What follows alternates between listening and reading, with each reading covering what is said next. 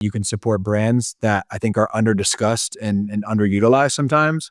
One is by going to your retailers that you shop at and asking for brands to be added to the assortment that you either buy online or you buy at a different store, like helping brands get into new distribution. And then two, not only purchasing the products, but sharing them with others and sharing their content on social media and providing specific like product feedback to those brands. Like that is how they build community. That's how they add households. And people, I think, underestimate the power that they have to really help these businesses survive and thrive in those two ways. And I would just encourage people, if they're really passionate about a brand or a product, you can always do those couple things to help in addition to just buying the product itself. Welcome to Care More, Be Better, a podcast for people like you who care about the social impact of conscious companies and everyday heroes. Hear inspiring stories from those who put people and planet before profit and personal gain. You'll learn how you can make a difference, vote with your dollars, and get involved today. Here's your host, Corinna Bellizzi. Hello and welcome to Care More, Be Better, a Circle B podcast. Each week, I invite you to care more so that together we can create a better world. As part of my commitment to create a better, greener world, I'm planting a tree for each new subscriber on my website, circleb.co. When you join, you'll be the first to hear about new episodes, exclusive promos, and more. Join our circle and just visit circleb.co today. Now, as we prepare to kick off today's episode, I just want to inform all of you that I'm going to be taking a brief break for the holidays. I'm going in for surgery literally tomorrow to repair my ankle and my foot, and it will just make, let's say, hosting a podcast a bit difficult for a while. So while we may be taking a break, my plan is to come back and offer you some audio-only versions of podcast episodes when perhaps I'm not at my visual best, and also some past episode snippets that I think are just as critical today to review as before. With 217 episodes out in the world as of today, I think it's important that we sometimes revisit those earlier conversations with really incredible guests, including features with people like Paul Hawken, who wrote Regeneration, Ending the Climate Crisis in One Generation, or my conversation with John Rulak about regeneration as it relates to soil health, I should say. Today, we're going to learn more about creating, maintaining, consuming, and truly engaging with regenerative brands. And joining me today for this discussion is Anthony Corsaro. He's a regenerative agricultural evangelist whose mission is to help heal our planet and people as well through ventures that inspire the production and consumption of healthy, nutrient-dense foods. Anthony is the co-founder and president of ReGen Brands and the ReGen Brands ecosystem, which includes ReGen Brands Institute, ReGen Brands Coalition, and ReGen Brands Capital. This unprecedented, multifaceted approach to supporting brands that support regenerative agriculture holds the promise of advancing this entire field and the regenerative movement. So with that, let me welcome him to the stage. Anthony, welcome to the show. Thank you so much for having me. Excited to be here. Yeah, so you'll be my final pièce de résistance before I go on a little hiatus for the holidays, but I'm excited for today's conversation. I wanted to first just hear from you what got you involved in this aspect of our industry, specifically working in the regenerative agriculture and commercialization aspect of that business. Yeah, it's kind of a long story, but I'll do my best to make a somewhat concise but engaging version of it. My family's been in the food industry for the last 100 years. My grandfather was a orphaned second-generation Italian-American who started selling produce as a way to make ends meet and have an economic kind of livelihood. Dad's uncles, cousins, brothers, sisters all worked to make that original kind of wholesale produce business into a regional fresh produce distribution leader in the Midwest. I worked there as a kid growing up. I worked there as a young adult, young professional. And in the midst of that time, when I was running sales and marketing for that business, I was really coming to grips with an autoimmune disease that I had had for about a decade up to that point. And while the world at large was dealing with the health crisis of COVID, I was dealing with one of my own. So I decided to take some time away to really deal with it for the first time as the total focal point of my life. And I found naturopathic medicine, food as medicine, and ultimately regenerative agriculture. And food was a big part of my healing journey and getting to the point now where I really don't have symptoms at all anymore. So I became captivated by it. I became kind of insatiably curious about it. And I became an evangelist. I wanted to, try and spread the word about it so that people didn't have to deal with the things that I had dealt with and even much worse that other people had dealt with. And then when I got into the regenerative space, I did a few different entrepreneurial things. I did some investing. I had one kind of full-time role with an organization by the name of Regenerative Food Systems Investment. So that role allowed me to really canvas the space, create a lot of connections, and really understand what was happening on the capital side. And what I found was in all of the conversation, capital allocation, et cetera, that I was seeing, there was very little attention on brands and specifically on just demand creation in general. So we were doing a great job talking about farmers and farmland and the practice adoption, which, yes, I understand that's the whole point, but we weren't really working to find solutions or support or build them all the way down to the consumer, which I feel like is an absolute necessity for this thing to work really holistically and long term. So started a podcast of my own to really just explore that curiosity and try and create a home for discussions about regenerative brands with my partner, Kyle Kroll. And long story that's turned into kind of this whole ReGen Brands ecosystem over 2 or 3 years of work in the space. Yeah. Well, I understand that you also have done that work, transitioning recently to becoming a not-for-profit, a 501c3 and a 501c6 trade organization. Both are a lot of work. And I understand that when you go through the effort of building that 501c6, that you're committed to creating an industry at that point. Because this is like it's a trade organization, correct? Yeah, I never thought I would know as much about tax-exempt organizational law as I've learned in the past year, but it's been a fun learning curve. And yeah, we really saw that the unique problems that this community had were really best suited to have a 501c3 nonprofit and a 501c6 nonprofit, both staying side by side and doing similar but separate work. And it's a lot, but we're hungry to help. Yeah. So I'm also just want to reference for people listening, a few weeks ago, I interviewed Allie Cox, who works at the intersection of farmers and helping them get their messaging dialed from that regenerative perspective and truly helping them to realize all of the benefits of their work in this branding sphere. By creating something that is a brand's ecosystem, you're supporting this effort for multiple companies, but also in listening, I think it was episode 82 of your podcast, ReGen, that you share that you are only allowing in a set number of companies at this early phase in your trade organization.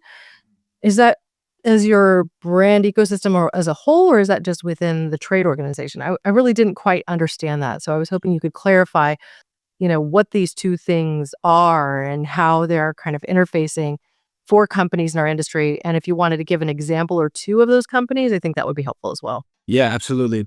So the Institute is the 501c3, and the Institute is kind of like for everyone is what I would call that, right? So there's really very little limitations on the content that we will cover, the brands we will profile, the resources that we will share.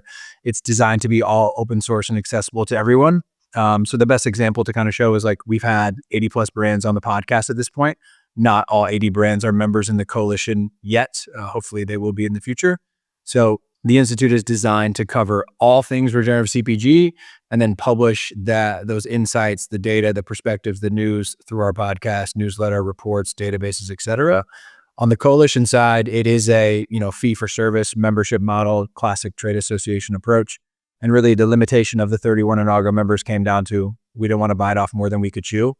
Brand new organization. It's also being run by the same people trying to run another brand new sister organization. So we really wanted to be hyper focused on building a small, tight-knit community that we could serve at a very high level.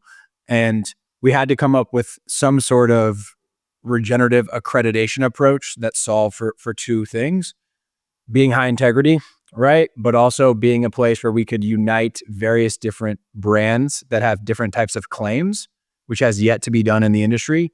We have various different certifications or different claims types, but no one has brought those folks together to really work together for the common good.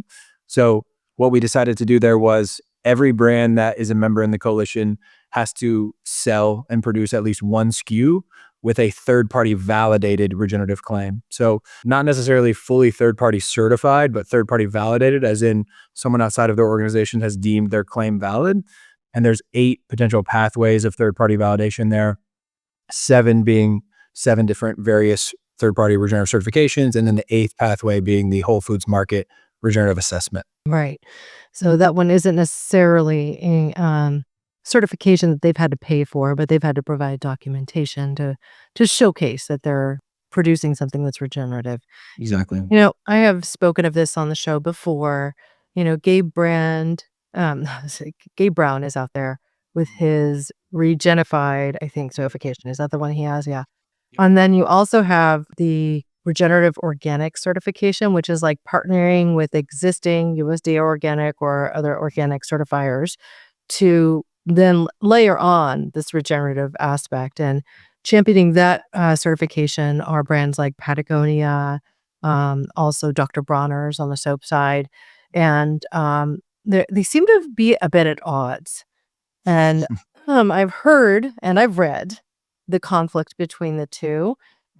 Gabe Brown is very much, I think, coming from the perspective of we have 95% of farmers out there that are farming without doing so organic, and I want to bring them in a staged approach to be able to move them in a more positive direction.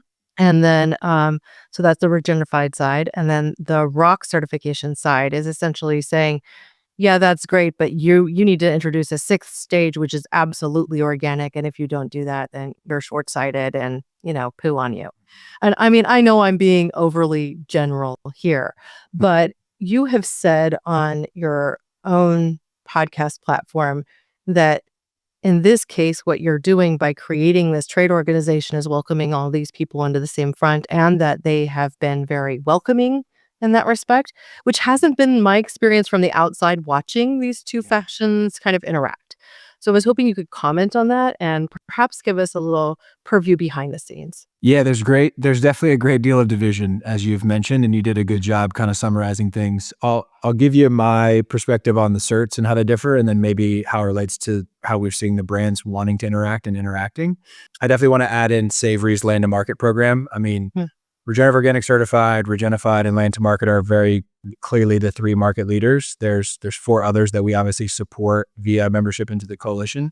How I see that is ROC is really organic plus, right? It's organic plus regen. Land to Market is really ruminant animal based and grazing based supply chains, and they're really the leaders in that.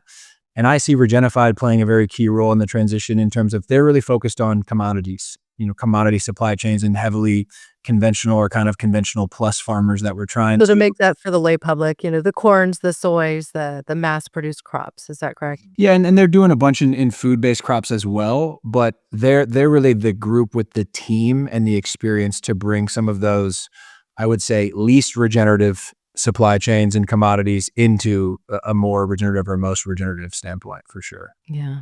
Well, that helps to, I think, clarify it as well. But there are some politics behind the scenes. Yeah. And, I think that there's some truth to each side of this. I recently had on Tim Cruz, and we talked about certain upcoming crops that have much longer rootstocks, as a for example, and that could potentially replace traditional wheat because they're not just annual, they're perennial. So we therefore not have to plow as much and things along these lines. I wonder if there's any particular crops that you're excited about or ingredients that might perhaps be considered more commodities, but that people could look for in packaged products on the shelf or pastos or something along those lines, just as good examples. Yeah. Yeah, you're asking me to kind of pick a child here, which is always a little bit difficult. Well, I have to. I will say I'm very excited about the continued commercialization of Kernza, which is a perennial long-rooted grain that could be a massive improvement over some of the annual options. And one group of crops that is not really heavily fully commercialized to, I think, the possibility that it could be, but I'm really keen to kind of see explored over the next decade plus is Midwestern agroforestry tree crops. Aronia berries, elderberries, hazelnut, chestnut. I think we're going to see a huge resurgence and or emergence of those. We have to figure out as a community how to get them into more brands and products that are like easily accessible and highly consumable, like not just elderberry syrup. But I think those things are a major game changer in the ecology of the Midwest and kind of returning that to more of a perennial savanna type landscape. And I'm excited about people working on trying to bring that through the commercial process through CPG. A lot of what you do, being on the CPG side is, working with brands that have packaged goods at shelf. You mentioned having brands that have at least one regenerative, organic, certified, or regen. It could be any number of methods. Those 6 or 7 that you mentioned. 6? I think it was 7. 7. Okay, 7 including Whole Foods. Now, I have seen recently, and this is something that I just found a little surprising, at Whole Foods, not Whole Foods Market, Costco, a very large bag of cacao powder that was regenerative certified for only $20. And I say this because I've been buying 100% cacao powder for a long time, and I almost never find reasonably sized bag, let's say 10 ounces or $20. And so I was immediately both curious and suspicious of this used product on the market, being sold in something that was at least a pound and $20. I think it was actually a 2-pound bag, marketed as regenerative organic certified. How do we know when these products are truly scalable? And, is there some way to really be sure that what we're looking at is a regenerative product? It's a good question. It's the $1,000,000 question. I have a lot more faith in the people that we choose to work with and support on that front that have some sort of existing third-party validation than I do in a lot of the big multinationals that are advancing these large regenerative agendas or making these statements, but they're developing their own scorecards. They're not really being accountable to any metrics. There's no sort of third-party accountability. So things that carry one of the third-party certs that have kind of cemented themselves in the natural channel, I am usually of great confidence are truly regenerative.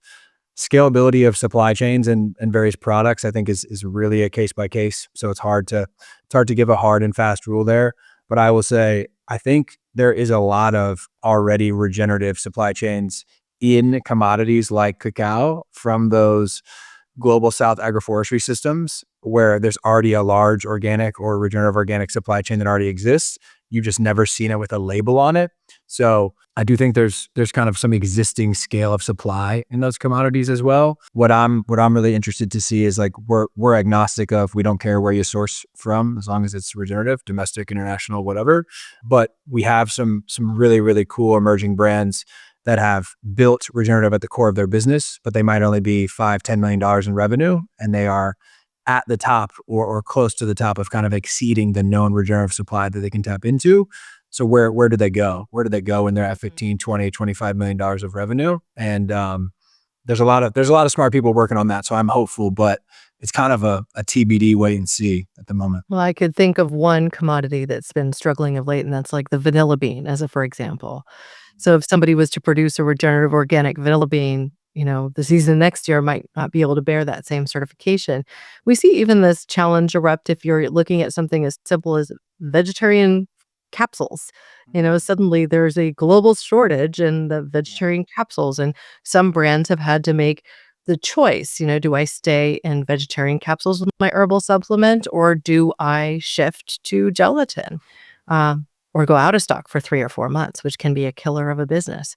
So the same sorts of pressures will find their way into this regenerative organic perspective, even just with popularity rise, right? So that's the nature of the beast. Yeah, and I think there's a couple things happening there that we see and maybe don't support directly, but definitely advocate for, and that's existing large brands that are developing the supply, like a Dr. Bronner's with some of that stuff in the global South, and then finding a way to help emerging brands plug into those supply chains at a decent cost of goods for their unit economics to then build a bigger base of support for offtake, right? Or smaller, more emerging brands doing the same thing, but at a smaller scale, but in a more collaborative approach, building it out together where there's some reduced risk from an offtake perspective for the producer, but there's also a more predictable and kind of increasing demand on the demand side as well. So I think we've spoken enough on some of the detail behind the scenes. I'm really curious to see, where you see this business, this ecosystem of brands that you've created.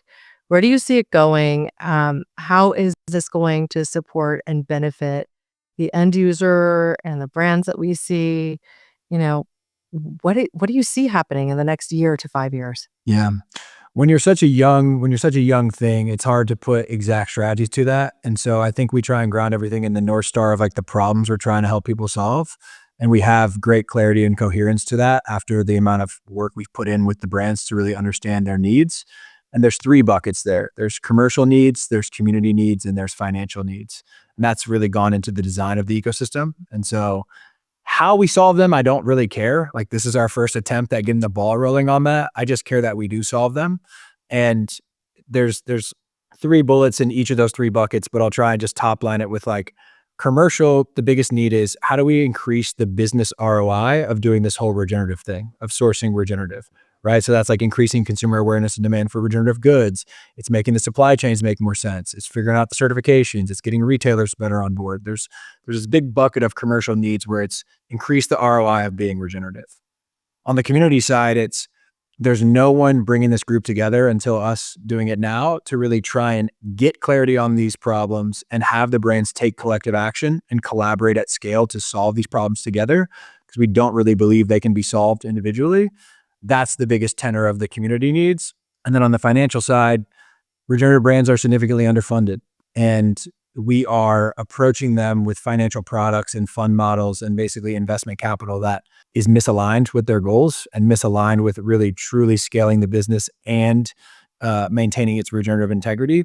So we need to kind of plug some holes in this sinking ship, so to speak, and help those people access maybe the urgent but misaligned capital, while also building a new boat of a new type of investment into these brands, which is really the work that we're going to take on with ReGen Brands Capital. Now, you haven't mentioned any of the 31 partners, and I know that might be asking you to choose also your favorite child. But I do think it's helpful for people to hear, what types of brands are integrating here, especially as we might have people listening who are members of brands that are offered in the natural channel and also interested in this regenerative space. Yeah, we have a nice mix. We have some kind of, I would say, later stage or very strong scaled category leaders like Harmless Harvest, Kettle and Fire, Ancient Nutrition. And then we have a bunch of really fun emerging brands like Alex Ice Cream, Painterland Sisters, Lil Bucks, Good Sam Foods. And we also have some folks kind of in between as well. And we are hyper-focused on serving those initial 31 members, but we will be expanding membership in 2025. So anyone that has a third-party validated regenerative SKU, my email inbox is open for a conversation there for sure. What might you say to brands that perhaps are doing a lot in the regenerative space, but that might be critical to be showcased next to a company that might only have one regenerative SKU? I would say it takes all of us. Those people have skin in the game at this point, and they've proven that they're putting their commercial efforts into at least one SKU, which, hey, it may be a big part of their business. It may not be a big part of their business, but it's a part of their business. And I will tell you, in our experience, a lot of the bigger brands that maybe don't have as many regenerative SKUs as some of the smaller brands, their intel and their financial wherewithal is really building some of the collective resources that we need to lift all the boats.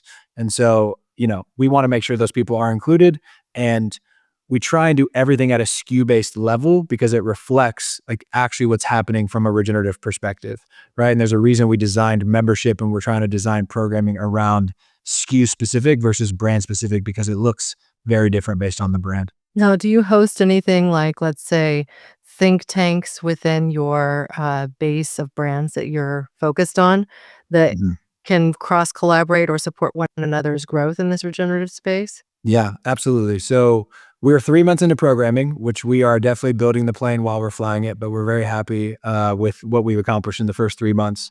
The programming in terms of kind of virtual meetings, we do a couple things. We do something called working forums, and we do something called town halls. And so working forums are monthly. There's one that's sales and marketing focused, and there's one that's ops and finance focused. And team members from the brands, we have I think 122 participants across all the programming, come together from those functions to work on individual brand, needs, and then collective brand needs as well in those sessions. And then the town hall is kind of a catch-all for everyone to come, and we talk about some sort of regenerative topic. We do some other resource sharing, but all of our programming is really designed, if you think about 4 concentric circles, right, that are all inside of each other. The biggest one on the outside is community, really establishing this community. The second biggest one is peer-to-peer resourcing, establishing the ability for these brands to help each other. The third one is generalized commercial value, like everything we do, we want to have some sort of commercial value. And then the fourth smallest circle, which is our greatest differentiator and the reason why we needed our own trade association was, what is the ReGen SKU value? Like, what can we do as a staff for the brands, or what can we, figure out how to spark in terms of collaboration among the brands to create that higher commercial ROI for those regenerative SKUs that they market and sell. So are these sessions only offered to the 31 brands that are part of the trade organization, or are they more broadly offered? They are only offered to the coalition members right now. Yep. Okay. And so when do you foresee extending beyond this 31 to a broader set of brands? It's a good question. We'd like to grow membership in 2025, probably Q1 or Q2. We onboarded this inaugural group in August, so I expect it to be sometime between January and August of 2025.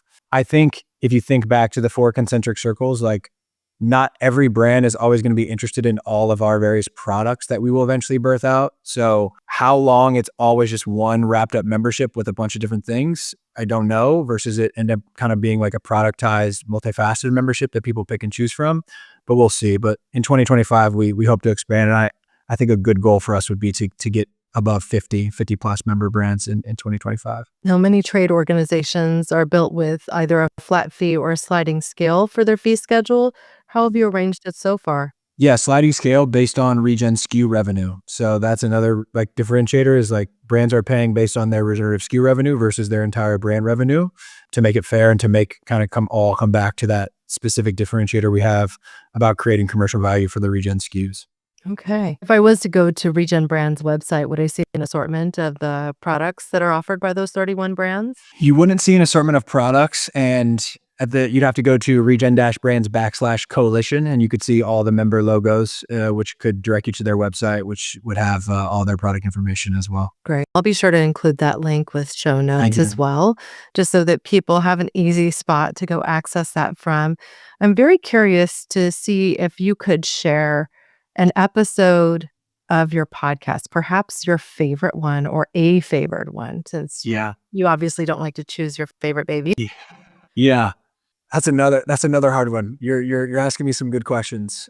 I am very cautious about self-promotion in terms of the episodes that just Kyle and I are on, but I do think it's a really fun learning journey to go listen to those in succession, and how our thought process has really developed over the 2 or 3 years we've been building this thing and having these conversations.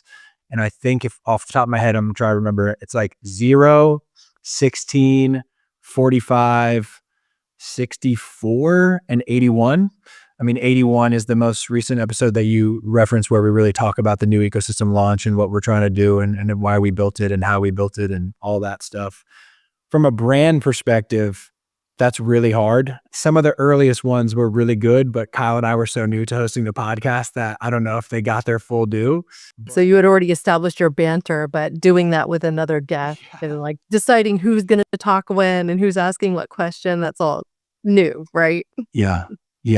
That can be challenging sometimes, for sure. I'll just shout out a very recent one that's coming out this Friday, which is Heidi Diestel from Diestel Family Ranch. They're an amazing turkey producer.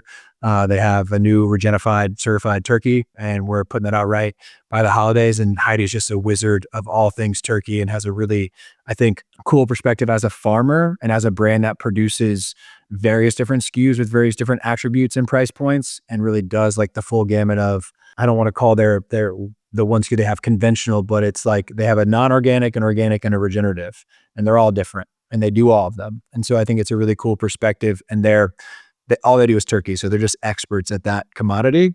And Heidi's just a really cool person that's fun to chat with. So I'll spotlight that one, which I believe is episode 84, I believe. Yes. Well, it's been my pleasure to get to know you a little bit. I look forward to learning more with you about these regenerative brands as they continue down the pike. And if there are particular companies that you think deserve a little more airtime, perhaps you should make the introduction to me as well. Obviously, I care about this end of the business. Too few products are truly sustainable. So when somebody is working to revolutionize a particular category and really work to put the right kind of focus on that particular product set, I'm always interested in telling that story. Love that. We got plenty of those folks for you. So that's an easy one. I can do that. Well, thank you so much for joining me today. I like to ask at the close of my episodes, if there was a question that I haven't asked that perhaps you wish I had, you could ask and answer it Or if you had a closing thought that you wanted to share, you could share that as well. Yeah, good question. I feel like in the sustainability space and the better for you, better for the world space, it's always like vote with your dollar, vote with your dollar. Like, and it's like, yes, duh, like buy the products. And I don't want to underscore the importance of that, like, because it's hugely important. It's the most important thing. So there's a reason why it's always front and center. But I also want to stress to consumers out there, there's two really important ways that you can support brands that I think are under discussed and underutilized sometimes. One is by going to your retailers that you shop at and asking for brands to be added to the assortment that you either buy online or you buy at a different store, like helping brands get into new distribution. And then two, not only purchasing the products, but sharing them with others and sharing their content on social media and providing specific like product feedback to those brands. Like that is how they build community. That's how they add households. And people, I think, underestimate the power that they have to really help these businesses survive and thrive in those two ways. And I would just encourage people, if they're really passionate about a brand or a product, you can always do those couple things to help in addition to just buying the product itself. Well, especially when a brand is new and starting out. Time for me to shout out Orlo Nutrition, your regenerative omega-3s. I mean, I've been working on that particular project for 4 years, and we're just now starting to develop the natural marketplace and going after retail after spending 4 years working the direct-to-consumer space. And I would say our process is in a way beyond regenerative because I'm working to put everything in reusable packaging, printed with algae-based inks. All of the ingredients essentially come from algae that's photosynthetically grown using only green energy in Iceland. So it's like, the let's just say it's I call it my penance for my success in the omega-3 fish oil space. So, like going back and saying, okay, all those things that we said were sustainable for so long, which have now proven out to be like, well, hey, like you have producers and fishers trying to push industry to loosen their constraints because they aren't able to capture as much fish as they'd like. So, what is sustainable anymore? Like some of these systems are just too overtaxed to truly be called that anymore. And so I've transitioned fully over to algae. I'm nearly vegan now. I still do some, things that are here and there. Like I love butter and cheese. I had a fondue party last night. It's like just get the really nice stuff, the regeneratively grown, organic dairy that, frankly, it tastes a lot better and is just divine. When you're going to do it right. And every once in a while, I'll have like oysters that are farm raised because guess what? They sequester carbon and they're very low input. And, it's a mindful use of resources. But yes, something had to die for me to eat it. So I'm not a purely, what do you call that? An ethical vegan? I'm not purely an ethical vegan, but I still think you're doing your part. That's a good report. I think you can give yourself some stars for that one. Yeah, but we're not a part of ReGen. Maybe one day. We'll see. Yeah. All right. Listen, thank you so much for joining me today. This has been my absolute pleasure. Right back at you. Thanks for having me. To find out more about Anthony Corsaro and ReGen Brands, I encourage you to visit the blog page for this episode. It includes a video version of this podcast episode, complete transcripts, and links to the resources and past episodes we discussed today, including the show that Anthony hosts. While you visit circleb.co, please join our newsletter. Remember, for every new subscriber to our circle, we're planting another tree through our partnership with Forest Planet and 1% for the Planet. This effort is a cause before commerce education resource and marketplace. We offer eco-friendly products that help you reduce your reliance on plastic while supporting the companies that seek to do everything right. You'll find responsibly made household products, consumables, and gift items perfect for this holiday season.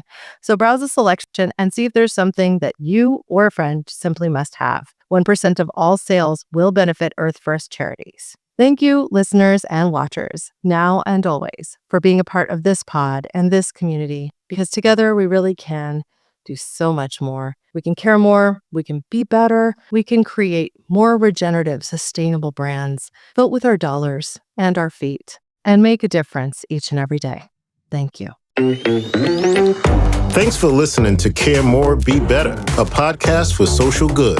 To make sure you never miss an episode, subscribe, rate, and review wherever you listen to podcasts, and share with your friends to help us reach more people and spread more social good.